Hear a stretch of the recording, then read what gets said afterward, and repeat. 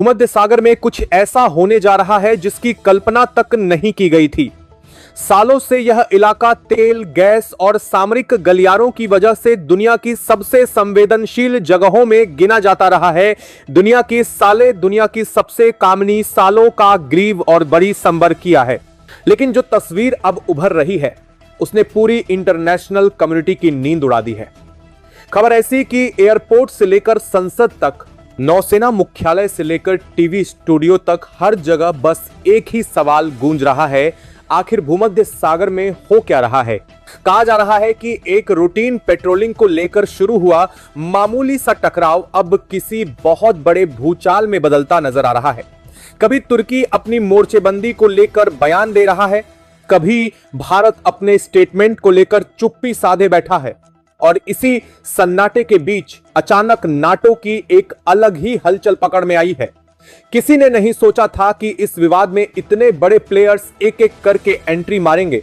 कुछ सूत्र तो यह भी दावा कर रहे हैं कि भूमध्य सागर के आसमान में अब सिर्फ मछलियां और समुद्री जहाज ही नहीं तैर रहे, बल्कि खुफिया ड्रोन, स्पाई सैटेलाइट और सबमरीन तक एक्टिव मोड में है।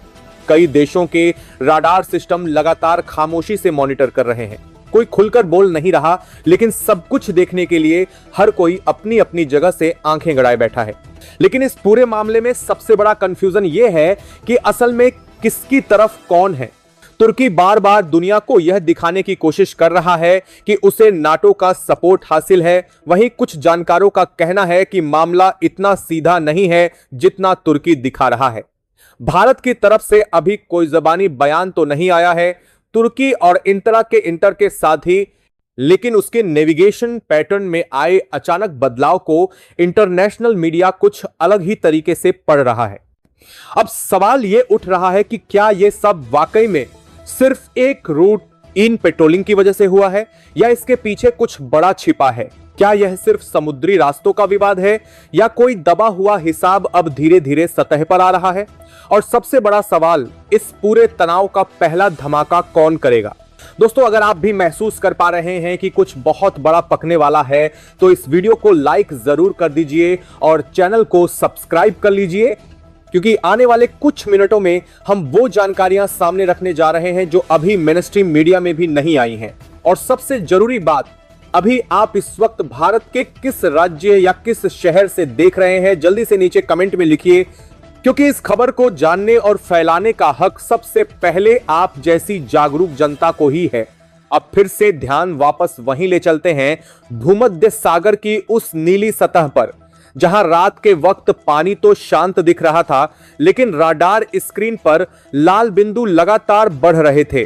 कुछ जहाज अपनी स्पीड घटा रहे थे, कुछ धीमी गति से एक दूसरे की परिक्रमा कर रहे थे, जैसे अचानक किसी को किसी पर भरोसा नहीं रहा हो। कई मिलिट्री एक्सपर्ट कह रहे हैं कि यह माहौल किसी तूफान से पहले की चुप्पी जैसा है। छोटे से विवाद के पीछे आखिर इतनी बड़ी तैयारी क्यों? किसे डर है और किसे भरोसा? कौन किसके साथ जाएगा? कौन अचानक पाला बदल सकता है? और अगर आने वाले घंटों में पहला वार होता है तो उसका असर सिर्फ समुद्र तक रहेगा या फिर पूरी दुनिया तक जाएगा? इन सब सवालों के जवाब अभी कोई नहीं दे रहा।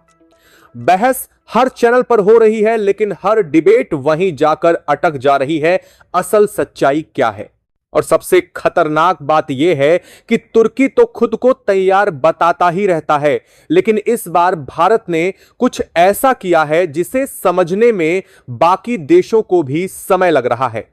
भारत ने बयान नहीं दिया, लेकिन कुछ ऐसी चाल चलते चल पड़ा है जिसे देखकर कई विश्लेषकों ने कहना शुरू कर दिया है, यह मुकाबला सिर्फ शब्दों से नहीं सुलझेगा।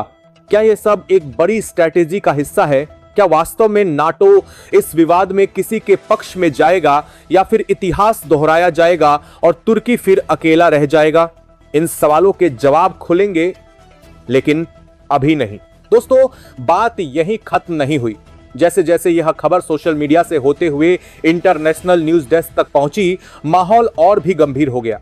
शुरू में ज्यादातर लोग इसे एक रूटीन पेट्रोलिंग टकराव समझकर इग्नोर कर रहे थे, लेकिन 24 घंटे के अंदर अंदर कुछ ऐसे सिग्नल सामने आए जिनसे साफ हो गया कि मामला अब सिर्फ गश्ती जहाजों का नहीं रहा। सबसे पहले बात करते हैं उस अचानक बढ़ी हुई रेडियो साइलेंस की। तुर्की के कुछ बेड़े जो आमतौर पर लगातार लोकेशन अपडेट करते रहते थे, उन्होंने खुद को पूरी तरह साइलेंट कर लिया। न कोई ब्रॉडकास्ट, न कोई ट्रांसपोंडर सिग्नल, यहां तक कि रडार ट्रेसिंग भी एकदम स्लो हो गई। यह तब होता है जब कोई फ्लीट साधारण पेट्रोलिंग मोड से हटकर किसी ऑपरेशनल साइलेंस जोन में एंटर करता है। इधर भारत की तरफ से भी कुछ ऐसा हुआ जिसे देखकर सबको पहली बार एहसास हुआ कि यह मुकाबला शायद अब सिर्फ बयानबाजी पर खत्म नहीं होगा। भारत ने कोई सार्वजनिक स्टेटमेंट जारी नहीं किया। देश की बेस, लेकिन समुद्री इलाकों में तैनात कुछ जहाजों के रूट अचानक अनजान कोऑर्डिनेट्स की तरफ शिफ्ट हो गए। न कोई स्पष्टीकरण, न कोई चेतावनी, बस चुपचाप मूवमेंट। और यही वो पल था जब दुनिया को पहली बार लगा कि मामला बहुत गहरा है। लेकिन असली झटका तब लगा जब नाटो कमांड की तरफ से एक इंटरनल हाई लेवल मीटिंग की खबर लीक हो गई। किसी ने बाहर आकर कुछ नहीं बोला, लेकिन इतना जरूर साफ हुआ कि चर्चा का विषय geographical tension in the Mediterranean with N unusual third party interest था। यानी मामला सीधा तुर्की बनाम भारत नहीं, बल्कि तुर्की बनाम अनएक्सपेक्टेड ओपोनेंट जैसा हो चुका था। अब यहीं से खेल और पेचीदा हो गया। तुर्की चाहता क्या था? वह ये माहौल बनाना चाहता था कि अगर भारत ने एक कदम भी आगे बढ़ाया तो पूरा नाटो उसके साथ खड़ा हो जाएगा। लेकिन इतिहास गवाह है कि नाटो एकजुट होकर सिर्फ उन्हीं के लिए खड़ा होता है जो खुद को फंसवाते नहीं। और तुर्की पिछले कुछ सालों में ऐसे कभी को देश में फैसले ले चुका है जिसने नाटो के कई देशों को पहले ही उससे दूरी बनाने पर मजबूर कर दिया था। कुछ देशों ने तो निजी तौर पर साफ कह दिया, यदि मसला सिर्फ रूटीन प्रोटोकॉल तक रहा तो ठीक है, लेकिन अगर तुर्की कोई एकतरफा कदम उठाता है तो वह अकेला होगा। और यही बात तुर्की के भीतर बैठे कुछ अफसर भी भांप चुके थे। लेकिन यह सब अभी खुलकर नहीं कहा जा रहा था। बाहर से सब खामोश थे, अंदर से सब एक्टिव।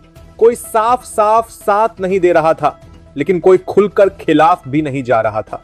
और इसी भ्रम के बीच अचानक वो घटना हुई जिसने पूरी सिचुएशन को नए लेवल पर पहुंचा दिया। रात के 2 बजे समुद्र में सन्नाटा, लेकिन राडार स्क्रीन पर एक हल्की सी विचलन नजर आई। कुछ ऐसा मूवमेंट जो न पेट्रोलिंग जैसा था, न रेस्क्यू जैसा, बल्कि प्री एम्प्टिव पोजीशनिंग जैसा लग रहा था। पहली बार यह विचार आया कि कहीं कोई देश चुपचाप किसी बड़ी चाल की तैयारी तो नहीं कर रहा। और यहीं से सस्पेंस बढ़ता चला गया। क्या यह भारत की चाल थी? क्या यह तुर्की का प्री एम्प्टिव शिफ्ट था? या फिर किसी तीसरे देश ने अप्रत्याशित रूप से अपनी मौजूदगी दर्ज करा दी? कुछ कह नहीं सकते, लेकिन जो आगे हुआ उसने इस पूरे विवाद को पूरी तरह नई दिशा दे दी। दोस्तों, अब वही पल आ गया है जिसका हर कोई बेसब्री से इंतजार कर रहा था। भूमध्य सागर की नीली लहरों के बीच वो सारा खेल सामने आ गया जिसे हर कोई बस अनुमान ही कर रहा था। नाटो की एंट्री, तुर्की की धमकियां, भारतीय नौसेना की रणनीति, सब अब एक स्पष्ट तस्वीर में उभरने लगी। सबसे पहले वही हुआ जिसकी उम्मीद किसी ने नहीं की थी। नाटो ने अपने बयान में साफ कर दिया कि भारत के खिलाफ कोई कार्रवाई नहीं की जाएगी। तुर्की ने भले ही दावा किया था कि उसे समर्थन मिलेगा, लेकिन असलियत यह रही कि अंतरराष्ट्रीय स्तर पर कोई भी देश भारत के खिलाफ नहीं गया। नाटो ने सिरे से तुर्की को अलग कर दिया और उसे दिखा दिया कि अकेले रहना कितना खतरनाक होता है। और यही मौका भारत ने भुनाया। भारतीय नौसेना ने स्ट्रेटेजिक पोजीशनिंग के तहत तुर्की के 4 मुख्य ठिकानों पर ऑपरेशन किया। केवल फायरिंग या धमकी नहीं, बल्कि सटीक नियंत्रण और रणनीति के तहत control command centre, supply routes और सामरिक पिलर निशाना बनाए गए। तुर्की की सप्लाई लाइन पूरी तरह ठप, उनके जहाज और कंटेनर अब किसी दिशा में मूव नहीं कर पा रहे थे। भारत ने न केवल सैन्य बल दिखाया, बल्कि आर्थिक और सामरिक दबाव के माध्यम से तुर्की को पूरी तरह अलग थलग कर दिया। तुर्की ने भले ही 10 शून्य सैनिकों की तैनाती की बात कही थी, लेकिन भारतीय नौसेना और एयरफोर्स के समानांतर सामरिक एक्शन ने उनके हर कदम को असफल बना दिया। पूरा भूमध्य सागर अब भारत के कंट्रोल में दिख रहा था। भारत ने न केवल अपने जहाजों की पोजीशन को सुरक्षित रखा, बल्कि तुर्की के हर मूवमेंट को पहले ही ट्रैक कर लिया। इस बीच इजराइल ने भी भारत का खुलकर समर्थन किया। तकनीकी सहयोग और इंटेलिजेंस शेयरिंग के जरिए भारत ने तुर्की की ड्रोन प्रणाली और स्टोरेज नेटवर्क पर सटीक निशाना लगाया। तुर्की के उन्नत ड्रोन और ऑटोमेटेड सिस्टम अब पूरी तरह बेकार साबित हुए। दुनिया देखिए जिससे दूर ने तुर्की के ड्रोन प्रणाली सिस्टम का दुकानी खुलकर समर्थन किया रही थी कि कैसे भारत की कूटनीति, साइंस और टेक्नोलॉजी का संगम किसी भी विरोधी ताकत को मात दे सकता है। तुर्की ने आखिरी बार अपनी सेना को पीछे हटाने का ऐलान किया और अपने 4 मुख्य ठिकानों की सुरक्षा छोड़ दी। यह वही पल था जब पूरे इंटरनेशनल मीडिया ने भारत की सामरिक क्षमता को सराहा। केवल भारत ही नहीं, बल्कि कई देशों ने भी खुलकर कहा कि इस ऑपरेशन में भारत ने अपनी ताकत और कूटनीति का ऐसा संगम दिखाया जिसे हर देश को नोट करना चाहिए। भूमध्य सागर में यह ऑपरेशन न केवल तुर्की की बेइज्जती साबित हुआ, बल्कि पूरी दुनिया के सामने यह संदेश गया कि भारत अकेले नहीं, बल्कि स्मार्ट रणनीति और टेक्नोलॉजी के साथ किसी भी चुनौती का सामना कर सकता है। दोस्तों, यह वह समय है जब आप खुद महसूस कर सकते हैं कि भारत ने केवल युद्ध ही नहीं जीता, बल्कि सामरिक, आर्थिक और कूटनीतिक हर स्तर पर विजय हासिल की। तुर्की की सप्लाई लाइन ठप, 4 ठिकाने कब्जे में, ड्रोन सिस्टम और जहाज बेकार, और नाटो ने उसे अकेला छोड़ दिया। यही है असली ताकत, यही है असली विजय। और अब मैं आपसे सीधे अपील करता हूं, अगर आप भी भारत की इस जीत को महसूस कर रहे हैं तो वीडियो को लाइक जरूर करें, चैनल को सब्सक्राइब करें और बेल आइकन दबाएं। साथ ही कमेंट में बताएं कि आप इस वक्त किस शहर या राज्य से यह वीडियो देख रहे हैं। यह आपके देशभक्ति और जागरूकता की पहचान है। दोस्तों, यह केवल खबर नहीं, यह इतिहास बन गया है। इतिहास जिसमें भारत ने अपनी सामरिक और कूटनीतिक शक्ति के माध्यम से हर विरोधी को अपनी जगह दिखा दी। और अगर आप इस विजय का हिस्सा बनना चाहते हैं तो जय हिंद कहने में संकोच मत कीजिए। आज का दिन याद रखिए, आज का दिन है जब भूमध्य सागर में भारत ने यह साबित कर दिया कि कभी भी किसी भी चुनौती में भारत अकेला नहीं हारता। जय हिंद।